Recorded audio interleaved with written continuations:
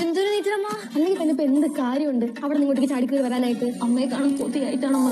അത് സമാധാനമേ ഇരിക്കാது. ഇതൊക്കെ കണ്ടിട്ടെ എനിക്ക് എന്തോ ഒരു വശവിശേഷം തോന്നുന്നു.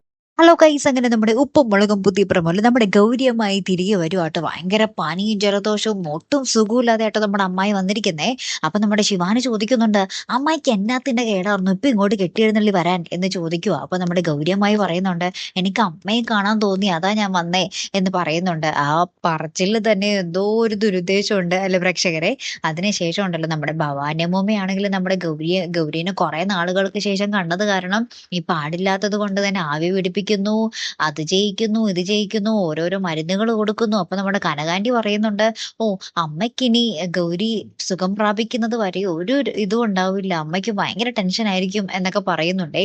അപ്പൊ നമ്മുടെ പാറുക്കുട്ടിയും കേശുവും സിദ്ധുവും കൂടെ ഇങ്ങനെ പറയുന്നുണ്ട്, ഈ വരവിന് പിന്നിൽ എന്തോ ഒരു ലക്ഷണം ഉണ്ടല്ലോ, എന്തോ ഒരു വശപ്പശകുണ്ടല്ലോ എന്ന് പറയുന്നതും കാണാം.